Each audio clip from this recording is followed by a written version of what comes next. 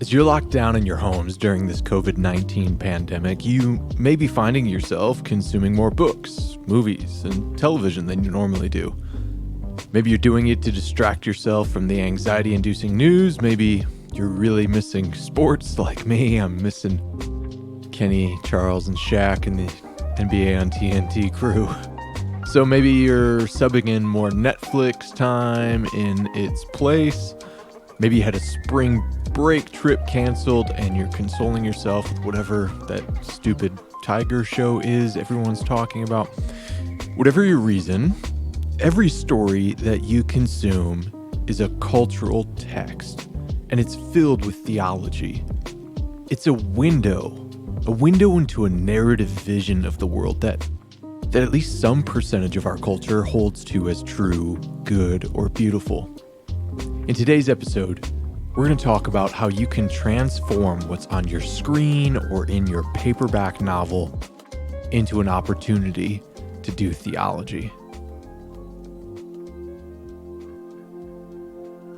Theology is nothing more than any attempt at meaning making which seeks to understand the nature and ways of God.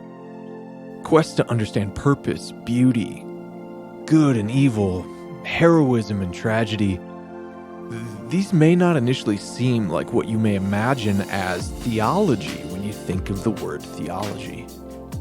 But they are. These are efforts at exploring theology because these quests through what people perceive as being true, good, and beautiful, they beckon us to consider where truth, goodness, and beauty come from. These sort of mini quests are all networked together into the highest quest, the search for what is ultimate reality, the search for what is necessary, the search for what should be enthroned above all as the author of our guiding story. We don't do theology in a vacuum. We are all inhabiting a culture. We're all surrounded and immersed in a culture. We're all surrounded and immersed in what we can call cultural texts. Yes, cultural texts. Cultural texts don't have to be written messages like a book. Cultural texts could be a book. They could be a book like a history book. Cultural text could be a fictional book. But a cultural text could also be a beautiful gallery of art in a museum, or an internet page of memes on Reddit. As we talked about before in our Christ and Culture series, all aesthetic creations are tangible, visible expressions of people's invisible values, or what we've called, using Dwight Hopkins' language, spirit. Aesthetic is the visible manifestation of spirit. That's the domain, that invisible domain of our deepest values. And what sits atop, what sits enthroned on our hierarchy of values is what functionally serves as God. So when we explore the aesthetic creations of people and we do our due diligence, we learn how to read those aesthetic expressions, when we learn how to read cultural text, we begin to see a window into what people worship as God. Learning to read these aesthetics, learning to read these cultural texts is important because they are objectified expressions of people's picture of God. They are manifestations of that which they can think no higher than. Remember, we've talked about, we've kind of always put a spin on Anselm of Canterbury, his argument that God was that which one can think no higher than.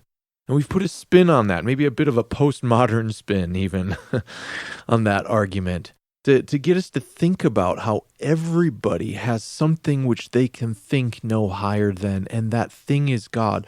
So when we talk about reading cultural texts, and we talk about maybe reading a story which the story is telling us something about heroism and virtue and what good and evil look like, something that you might think is as popcorn as a Marvel movie or a superhero movie.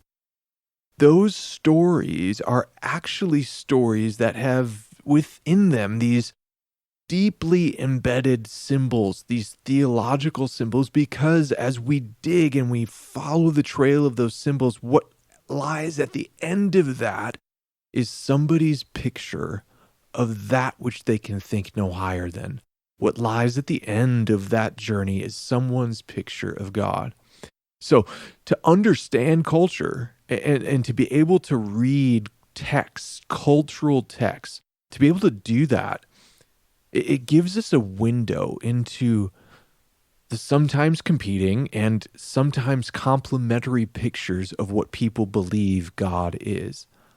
Theologian Kevin Vanhoozer, who I'm a huge fan of, and I'm using much of his work today in today's episode from a great book. It's on my recommended reading list on Patreon. You can go get that for free. I put that out this week to help some of you who are maybe like trying to just dive into doing theology or kind of interested in reading some of the things that have shaped my work that I present in this podcast.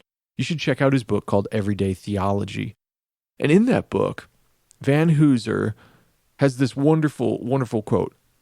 He says this, quote, "Understanding culture is a matter of discerning patterns, especially as they relate between embedded parts and their larger, meaningful wholes," end quote. For me personally, I've kind of been on a bit of a Star Trek kick lately. I've been binging Star Trek. Some of you might go, how does any human being do that? Others of you are like, yes, live long and prosper, Paul. But even something like Star Trek, as I digest that, what I'm actually doing is I am consuming these cultural patterns. I'm consuming micro patterns that are part of this embedded network of meaning, and it points to a larger narrative whole, a narrative that the creators, the content creators, we could call them the cultural text authors, are telling about their vision of the world. And I love Star Trek. I've been going through. I mean, I think The Next Generation is my favorite series, so I've been kind of going through that, and even the next Star Trek: The Next Generation movies, and then just recently got into Deep Space Nine, which I actually never watched before, but a lot of Trekkies say that's the one to watch. And it's kind of been, I had a long trip on the road recently driving, and just went through a bunch of episodes in the car ride. And one of the beautiful things about sci-fi like that is you can see some of the quests more clearly. You can see the quests to tell a narrative that helps people wrestle with questions about, well, what does it mean to be human, right? What does it mean is there good and evil? What does that look like? What does virtues like heroism? What do those things look like even in the 24th century in this fictional world? To delve into that is to delve into a microcosm of theology, because these embedded parts make up a more meaningful whole, a meta-narrative. And our meta-narratives are ultimately informed by that thing which we can think no higher. Today, though, I want to talk specifically, as I'm talking about, that's not exactly a new pop culture phenomenon, Star Trek, especially the things I'm bringing up, like The Next Generation. For some of you younger listeners, that's like archaic to you. But I want to talk specifically today about how to theologically read popular culture, because we could talk about high art and I love that stuff. It's wonderful, but I think it's helpful and might be most helpful for you today to talk specifically about how to read popular culture, because popular culture is the predominant domain in which most Americans are theologically shaped.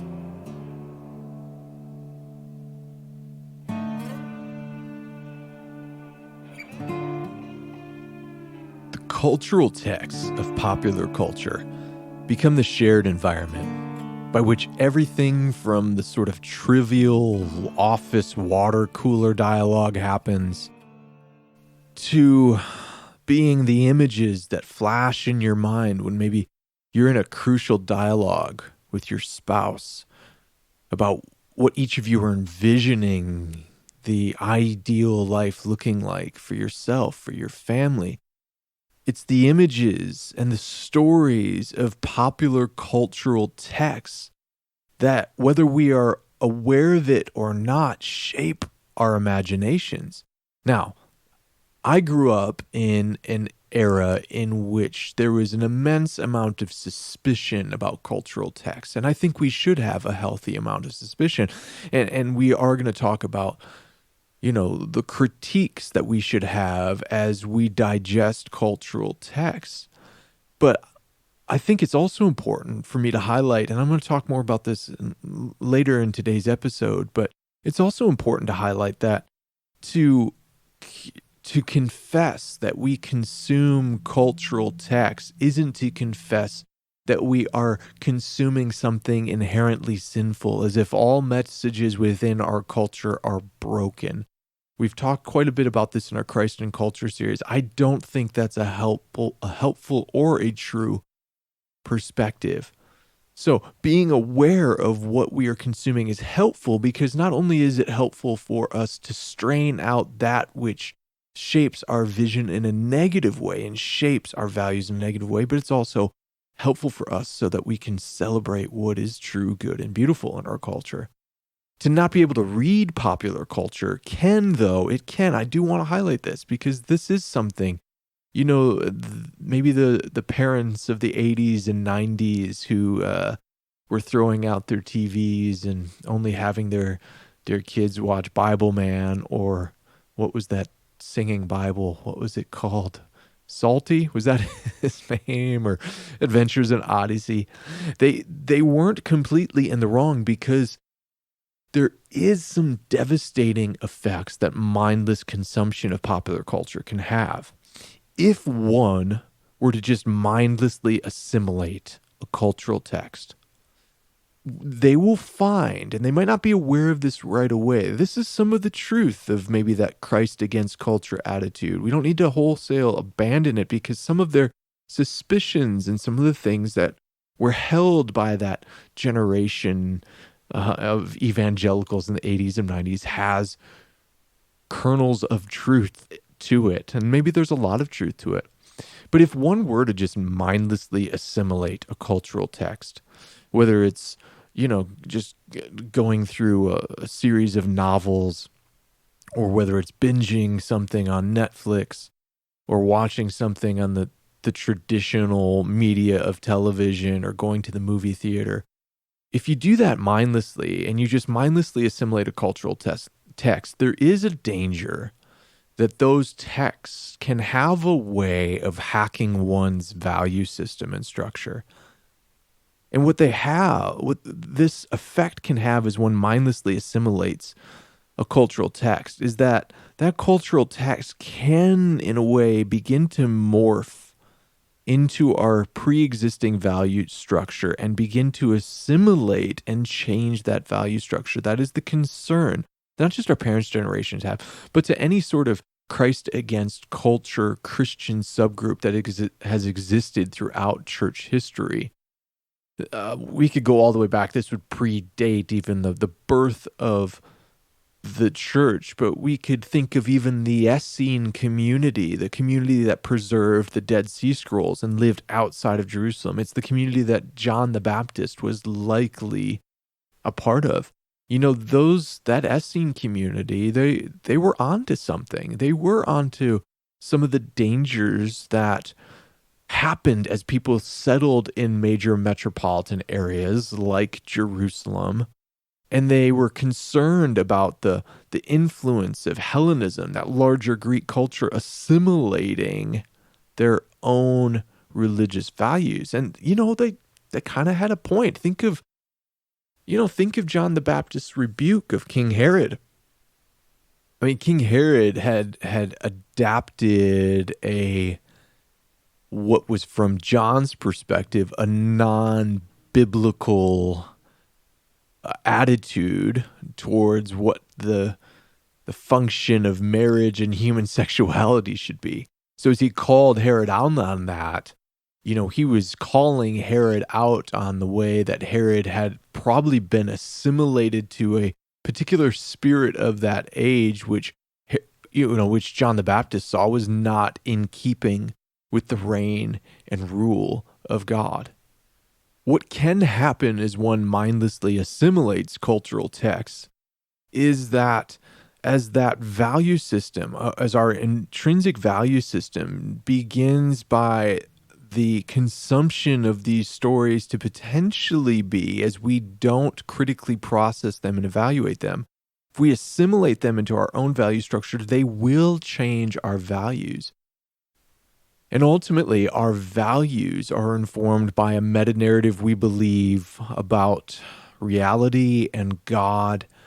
And what that meta-narrative comes from is from the God or the picture of God that we worship. And so what can end up happening is, if we're not careful, if we mindlessly assimilate cultural texts, what we can end up having is ultimately the gods of that cultural text author, or we might consider the content creator. Maybe it's an entire network that has particular values that they're trying to transmit those values into stories. And some of those values might be values that descend from what we might say are a false God or a false picture of God, without some careful analysis and reading of that cultural text. What can end up happening is that we slowly find ourselves straying into, this might seem harsh, but I think it's a true statement, especially those of you that listen to this podcast for quite some time. I think you get what I mean when I say this. We can stray into worshiping false gods. Simultaneously, though, that sort of Christ against culture approach, if we go too far in the ditch and we go, I'm so concerned about being mindlessly assimilated by cultural texts that I'm going to try to just have an all-out rejection, to reject any consumption of popular culture. Doing that, though, I think completely neglects the fact that the light of Christ is present and working in the world and in our culture. Wholesale rejection of culture, and particularly, as we're talking about today, popular culture, is nearly impossible. It's so hard to do. I think about back to my days in the 90s, 90s Christian youth group kid, and it's like, hey, we're not going to listen to Nirvana, but here's this DC Talk tape, which, like, the most popular song sounds like Nirvana with some, like, quasi-rapping going on, Jesus freak, right? And it's like, we're not really rejecting all of culture. We're trying, on one hand, to say that we reject it, but it's really hard. You have to dress a particular way. You have to have a language. You tell stories. How do you tell stories? You tell stories through language and through images and symbols. It's nearly, I'd say it's impossible to wholesale reject popular culture. And I'd also add this from my anecdotal experience, is that this is for you parents out there and you're trying to navigate, how do you help your kids read culture as they grow and interact in the culture that we find ourselves in. In my experience, those young people who were raised in homes that attempted to do some sort of wholesale rejection of popular culture, only fostered a sort of rebellious attitude in that young person. So by the time they got to be an adult, they had grown to associate Christianity with the rejection of everything, even that which is good in popular culture. And what happens when they become an adult and their parents can't sort of hover and protect them and force them to reject popular culture is they've been told their entire life that there is, the way of Jesus, there is, the way of the kingdom of God, and then there's the way of the world, and there's the way of our culture. But then they get out and they actually see enough truth, goodness, and beauty oftentimes in these cultural texts. And they've been told, well, it's one way or the other, and I can't make sense of this goodness that I'm experiencing in my culture, in in this friend that I've made that's an atheist, and they tell a very compelling story of what goodness and truth and beauty look like, that oftentimes when they're faced with that sort of dichotomy, they just go, yeah, I think I'm just done with the church thing. you know? So it doesn't often go in the way that people with probably some good motivations, though they might be too fearful and maybe too paranoid about the darkness in culture.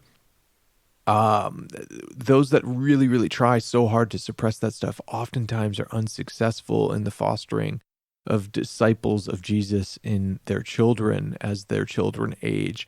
So perhaps a better alternative might be what I hope to suggest to you guys today.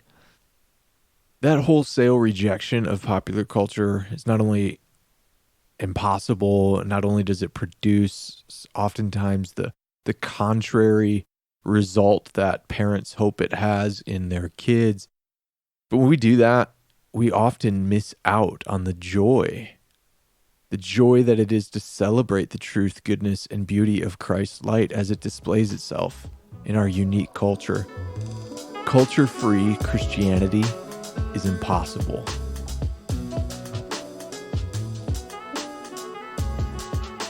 Vanhoozer, whose book I referred to towards the beginning of this podcast, he gives a really compelling case in his Everyday Theology for what pop culture texts actually do and why we should care.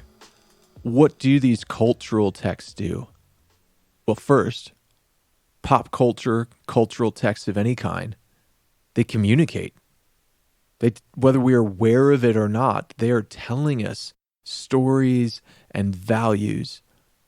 They're communicating values to us. Cultural texts share their meaning with us as much by the aesthetic form or the packaging of it as by their content. Think of a visually stunning film, a beautiful film that you've seen recently. What was the last movie that the cinematography just blew you away? That's as much of a communication of a value as it is the dialogue of an actor or a character in a movie. And this is one of the areas in which, like, the sort of kind of substitute Christian culture movies frequently fail. They don't have the budget. They might not have the value. They might actually be lacking a Christ-like value. They might be lacking the desire for the beautiful that should be birthed in those who are the people of God. They might be lacking that value in such a way that they create these sorts of Christian films that are so hideous. I mean, I'm just talking not even in the content, though they might be trying to tell some sort of story that has a moral value in it that's good, but by the way that they're shot and the cinematography and the set designs, they can be hideous. And so we have to think about how cultural texts communicate their meaning in the form and packaging just as much as in what we might consider to be like the propositional dialogue that's happening in those stories. So I so appreciate, I love Wes Anderson films. I love those movies. Not only is it appeal to my sort of kind of dry and maybe often dark sense of humor, but I so value the aesthetic of it. I so value the unique. When I see a Wes Anderson, when I see a trailer for a movie, you can instantly tell within the first 5 seconds that it's a Wes Anderson film. He's got his own aesthetic, and it transmits this particular value, and it's a unique sense of beauty, and I really appreciate it. But that's just as much a part of the meaning of that cultural text as it is like the dialogue of the actors.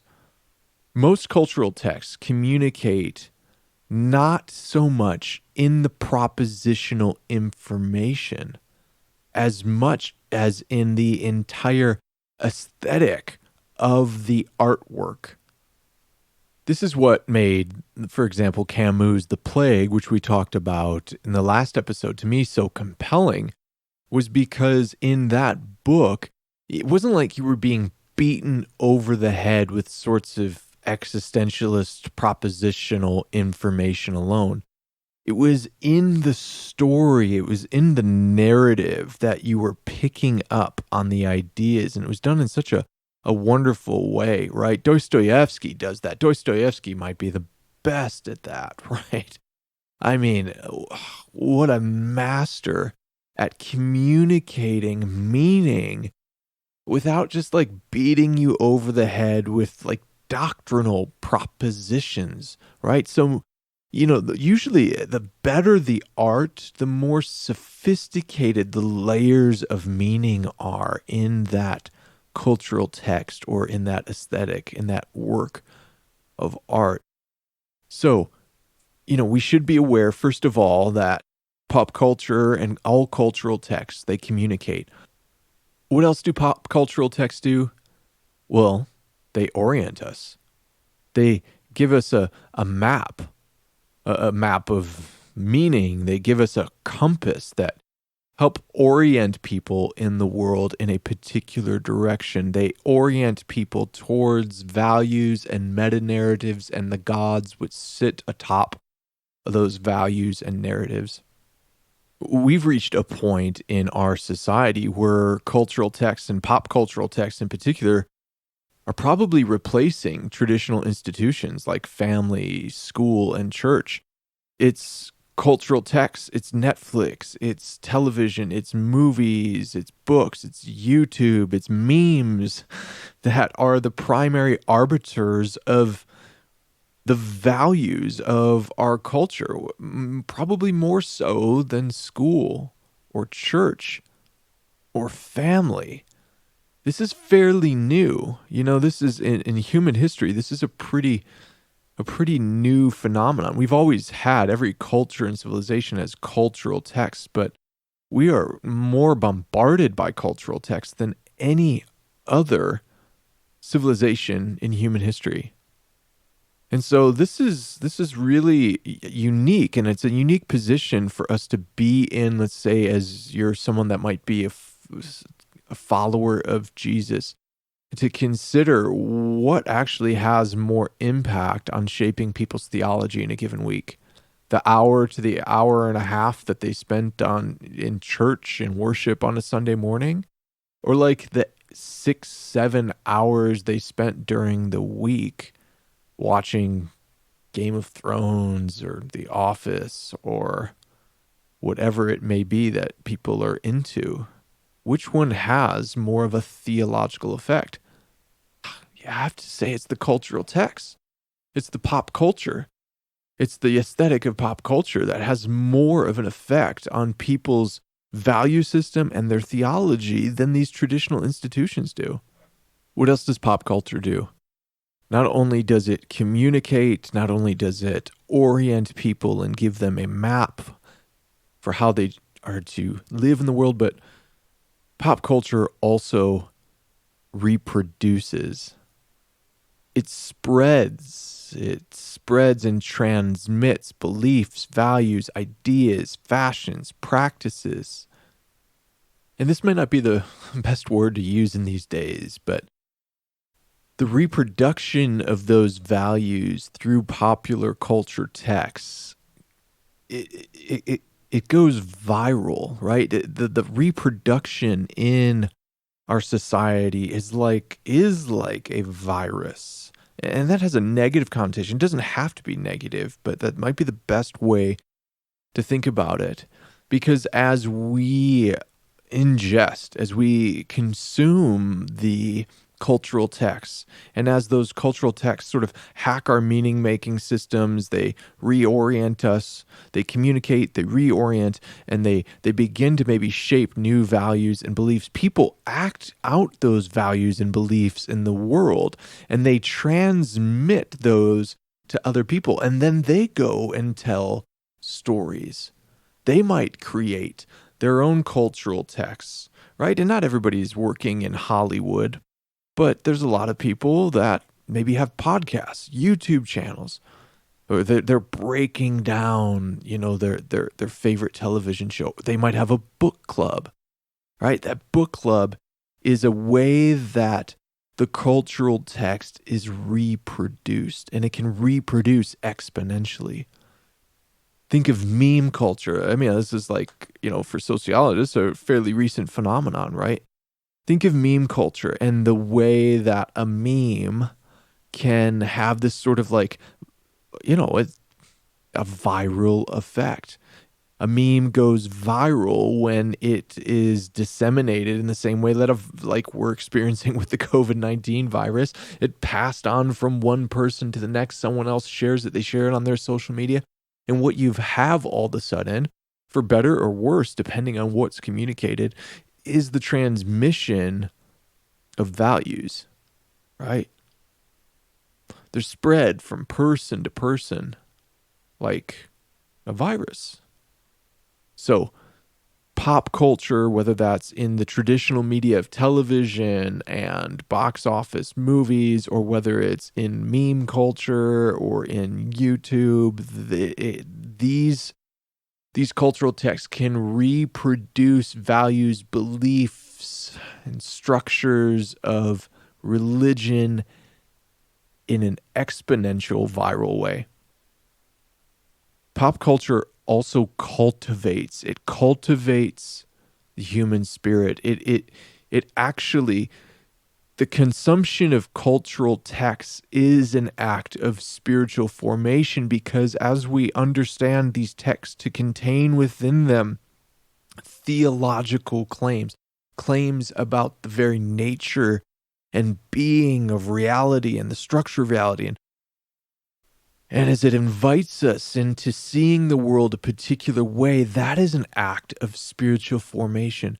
Think about, for those of you that listen and you are Christians and you attend church, think about the practices of spiritual formation that might be employed at your church. At our church, we have some common elements like the singing of songs together, the public proclamation of scripture, the public proclamation of prayers, the listening to of sermons. Those are just a few of the things that happen, the practice of the Lord's table, right?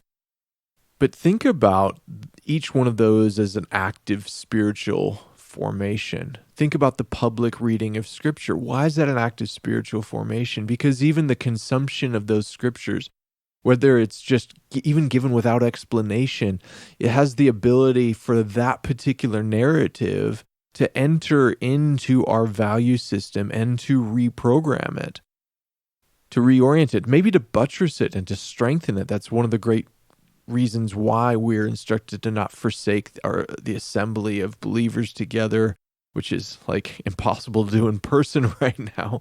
But many of us are trying our best to try to simulate that online.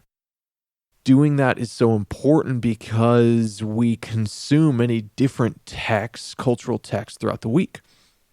And sometimes the things that we consume are not in keeping with what we believe as Christians is the ultimate true meta-narrative. And so what we have to do is we have to be reshaped and reformed by what we believe is the true meta-narrative.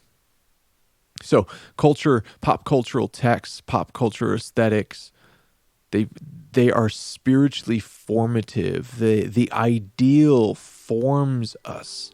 The spirit made manifest in the aesthetic. As we consume the aesthetic and as we look at the aesthetic, we're looking through a window into that content creator's vision of God. So now that you have a good idea of the value of cultural texts, of pop culture, and now that you have a good idea of what pop culture does in us and any cultural text, let's talk about some practical tips and strategies for how to read theologically, to theologically read popular culture.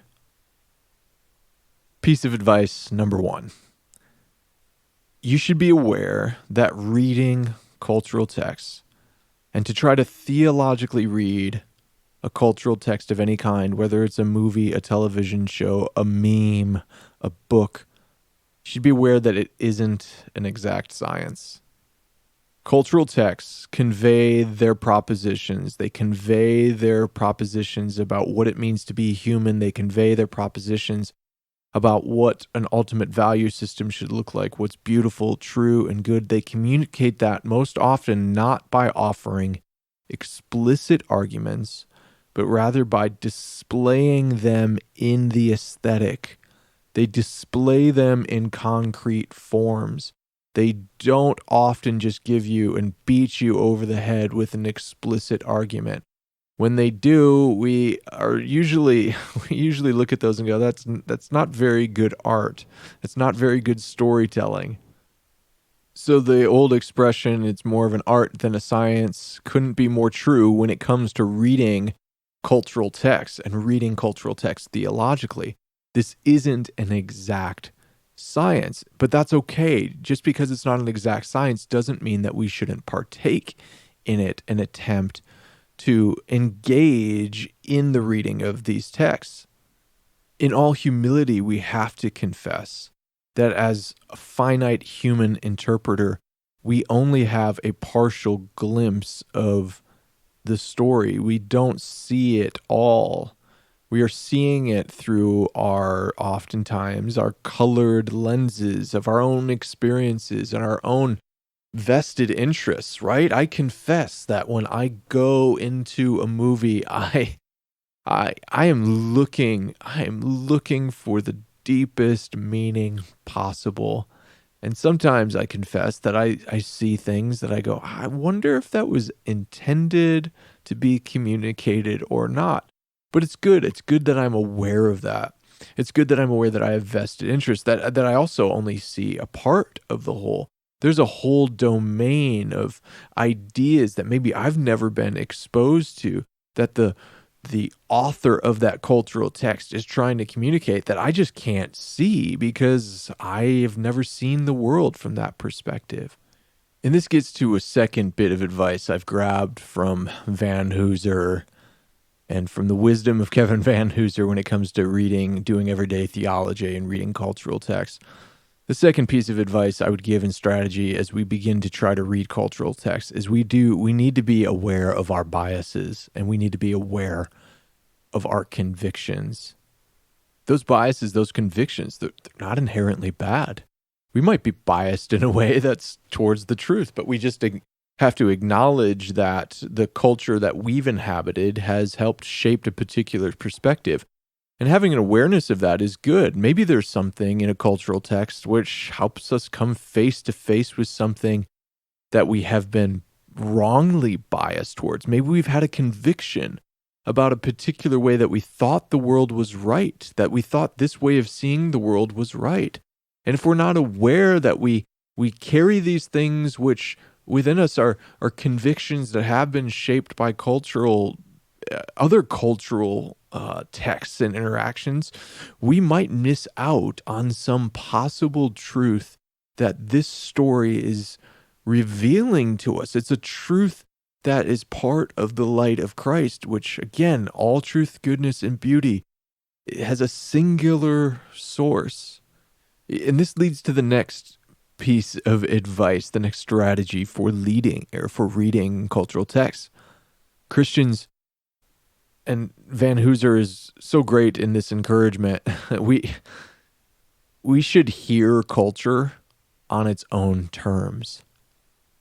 Let the author of that text tell their own story. We will miss the intended meaning that they are trying to communicate if we project our own interests back onto that right away. This isn't the same thing as just mindlessly assimilating what this cultural text is trying to tell us. I'm not suggesting that. What I am suggesting is that we actually hear it in its own terms. We have to try to we do this with any text. We should be doing this with the biblical text, is going, what is the intended communication of the author? And we do that with anything, the book, a movie, a meme. We ask, what are they trying to say? What story are they trying to tell? So that we can properly read it. It's not good reading to impose your own vision onto the book. That's bad Bible reading. It's a bad novel reading. It's bad history reading. It's bad any sort of reading. It's bad movie reading, even though you're watching it. We're all talking about this, even what we watch as a text that we read. Okay, so we need to hear it on its own terms. And when we do that, then we can move into the next step. We have to absorb that. And when we allow, and it's not mindlessly assimilating, to receive and to hear the story, to hear the narrative, to see the values that they're trying to present the best we can in that author's own terms. And then when we do that, we can start moving more into the phase of analysis and critique, starting with the question, what is the biblical narrative? We're not talking about proof texting. I'm not talking about listening to, a story. Maybe you listen to a podcast series that's like a serial story, right? Maybe you're reading a book. I'm not saying that you proof text and you go, oh, where's this Bible verse found in here? I'm not talking about that. What I'm talking about is stepping back and going, what is the biblical narrative? And what is the meta story that I believe is the truth? And how does this potentially overlay with this cultural text? Does it map onto it in any way? Is there points in which there is dissonance? So what's the biblical narrative, right? Like traditionally, we might say the biblical narrative is that creation was created originally good. It's been corrupted. God's intentions for it's been good. It's always been intended to be good, but that it has gone through a process of corruption. There's been a fall, and creation is still groaning. It's still waiting in, as Romans says, in eager anticipation, right? To be renewed, to be transformed in the renewing work of Christ and by the power of his Spirit. It's awaiting consummation, the restoration of all things. So when I do that and I step back, I can take a look at a story that even might have a bunch of things that I think are terrible in it, right? I can watch a movie that has a violent act in it and not go, well, that's communicating something good. Because the narrative intention, this is why I have to hear it on its own terms. The intention of perhaps the telling or the showing of that violent act might actually be to show the fallenness of creation. And that might be something, as I kind of map on the meta narrative, I go, hey, this is actually a point of complementary narratives. This isn't something I have to jettison. So I can see that as I overlay the biblical narrative, because this is the thing that I believe there is one God, one triune God revealed in Christ Jesus, right? And so my meta narrative comes from that, and the values come from that, and my behavior and practices flow as a pursuit of my values. The values are pursuing the meta story is pursuing what I believe is the one true God revealed in Jesus. So as I do that and I map on that narrative after understanding the narrative told by the author, I can look for points of complementary points. I can look for points of dissonance. So this gets to the next piece of advice, the next strategy. The next strategy is to recognize that there is what Paul Tillich calls a latent church in what we might often consider a secular culture. There is a latent church. There is a prophetic voice even in culture that might be the work of the Spirit, which has been poured out everywhere. The light of Christ is, anywhere there is truth, goodness, and beauty, that is the light of Christ at work. There's a singular source of it. So what we need to do is need to understand there could be a possibility of there being a prophetic witness even in a piece of culture and pop culture that's made by someone who maybe even claims to be an atheist. There could be the possibility that there is doctrine in culture that we need to correct something about the biblical narrative we've actually been getting wrong. It could help correct distorted beliefs. It might even highlight things in the church. Man, there has been some scathing cultural texts about things like the horrific sexual improprieties that have taken place in the Catholic Church. I mean, horrific stuff. And you know what? Maybe there is something for followers of Jesus in the Catholic Church to look at in those stories and go, whoa, there is like a prophetic word happening here. So if we can recognize that, we may be able to see things in our culture that is actually part of the light of Christ. There's 4 doctrines in particular, right, that can kind of strengthen this. Maybe you're having trouble with this idea that there is a latent church in culture, that the Spirit is at work even in what some people might call secular pop culture. But I think we've got 4 biblical doctrines that actually, they actually support and bear witness to there being the presence and activity of Christ and the Spirit in pop culture. The first Christian doctrine that I think could bear witness to that is in the incarnation. God became a human and stepped into a particular place in time, in culture, and,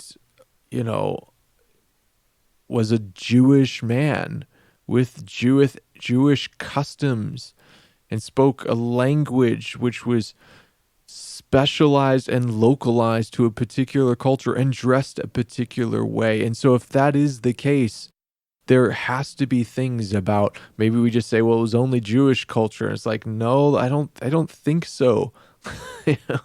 As we read the rest of the New Testament, there's neither Jew nor Greek. Jew or Gentile, I should say, not Jew nor Greek. The Jew or Gentile, right? It's like God's has been working in culture. Christ's incarnation wasn't just for Jewish people. It was actually for Gentiles. I mean, the New Testament's written in Greek. The Gospel's transmitted on Roman roads. Greek, in the Greco-Roman world, on Roman roads. God has stepped in incarnationally into culture. I think the second doctrine we could use to affirm that is the doctrine of general revelation.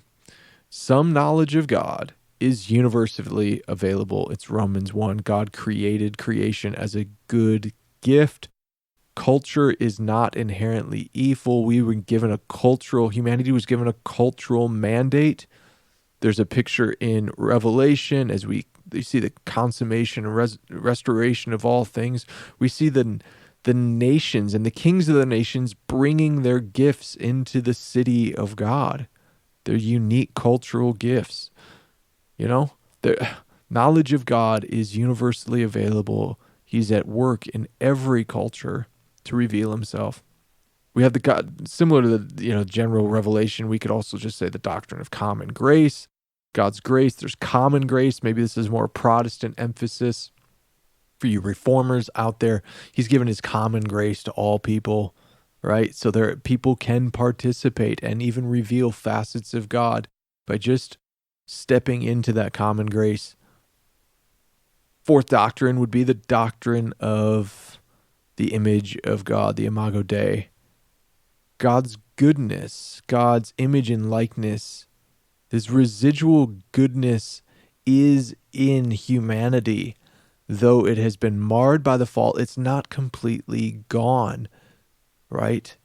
This isn't to deny other doctrines like the doctrine of universal sin, that people are born into the world with a predisposition towards things which lead to destruction, but that doesn't also dismiss that the image of God exists in every human being, in every culture. There is the residual goodness and truth and beauty in all cultures, the image of God in men and women everywhere.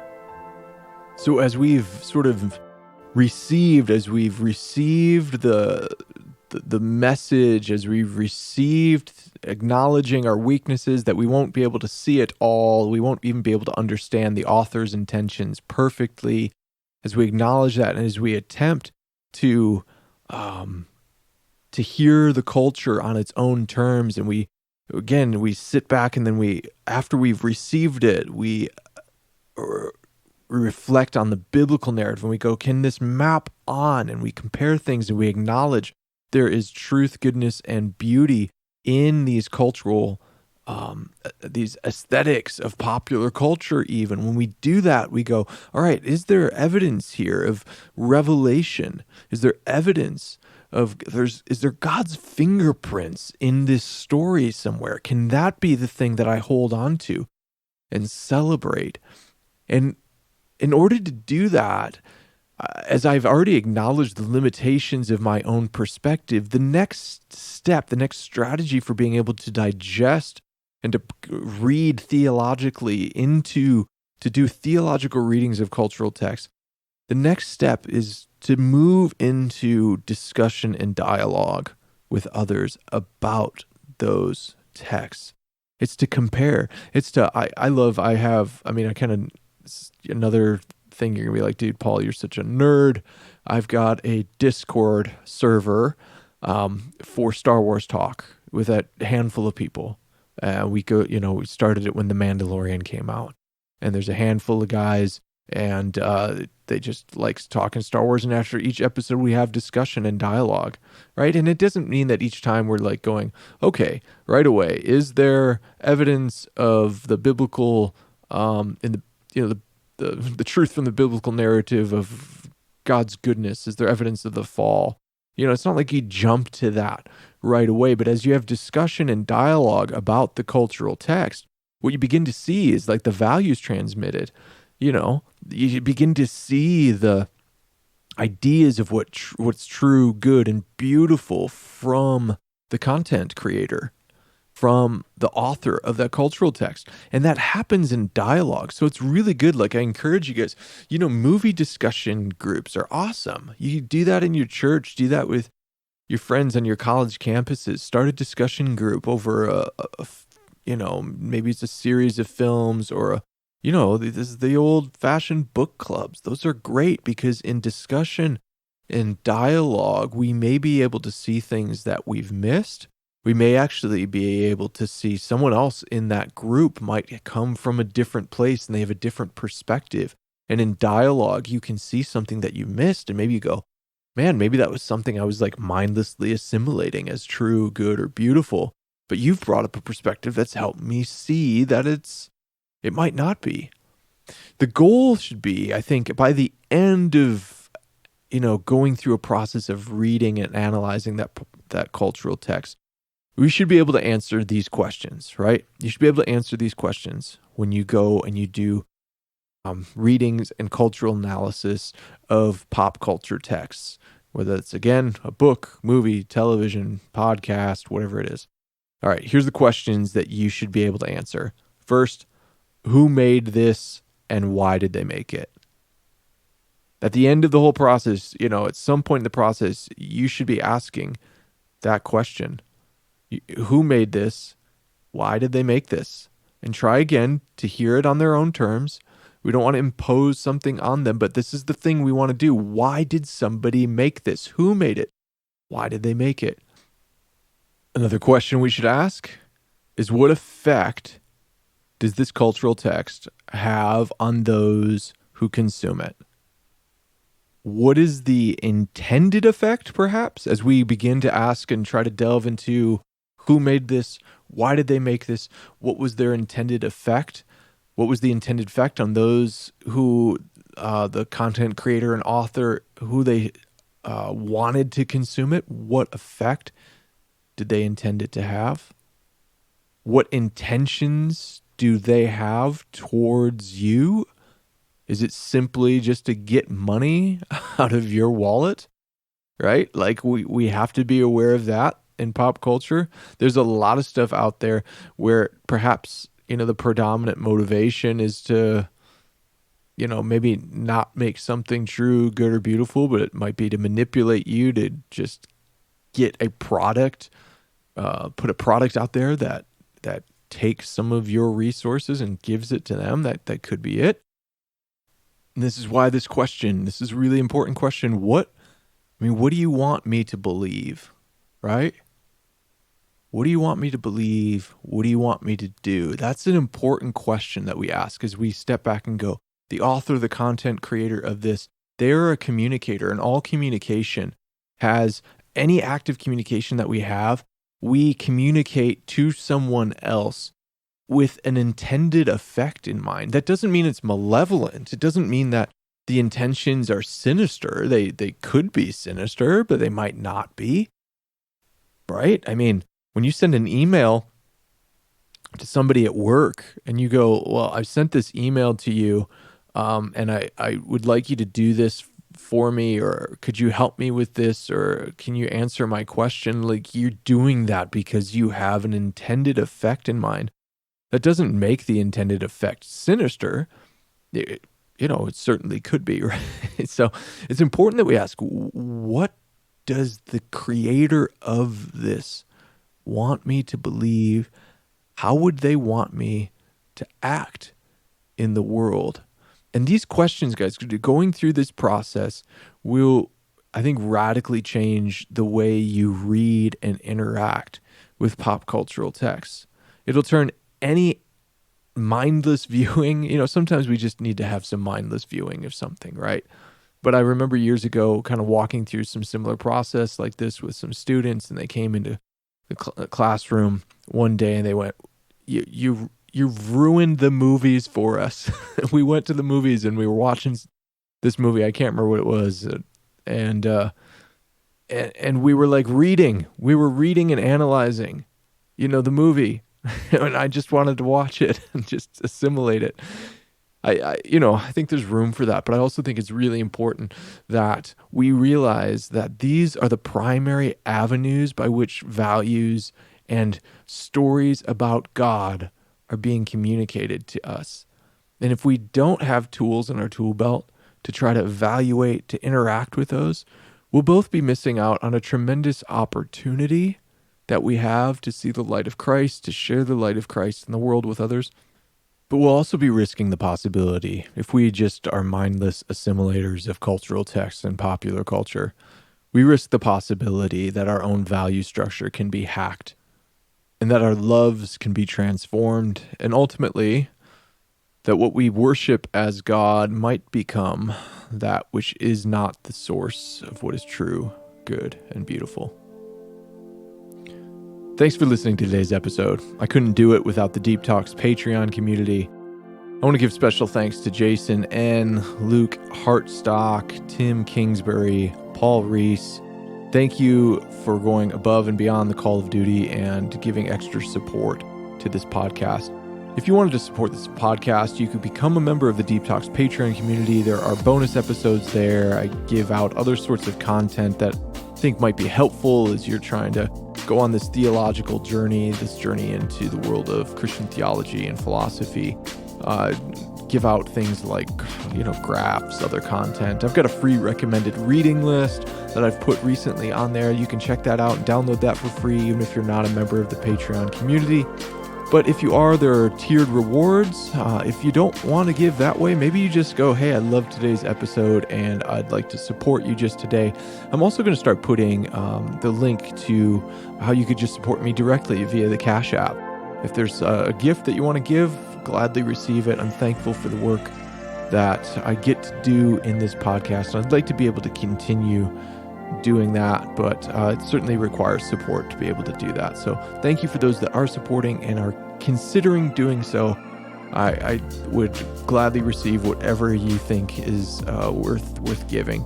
There's other ways that you could also back this podcast and help other people discover it, to go on their own journey into seeing the intersection of theology with everything in their life. Another way is just by leaving a review on Apple Podcasts. Whatever you think, how many of our stars you think this is worth. You don't have to butter me up. You really don't. But what I love about that is that it's actually the primary way people the primary platform people are going to for listening to podcasts. So all the reviews that happen there, it kind of pushes this up the queue. And so if, you wanted people maybe to discover this instead of, I don't know, to Joel Osteen or something like that. I wish I was as happy as Joel Osteen. I wish I had that smile. That would be pretty sweet. But so if you want that to happen, then leaving a review certainly helps that. It helps other people discover it too, and you can certainly share with other people. As always, I invite you to reach out to me. Maybe you have objections even as you listen to today's podcast, and you go, "Hey, I disagree." Feel free to share that disagreement. I'm all about having nuanced dialogue with people. And we learn, as we just talked about today, we learn so much from each other in the process of dialogue.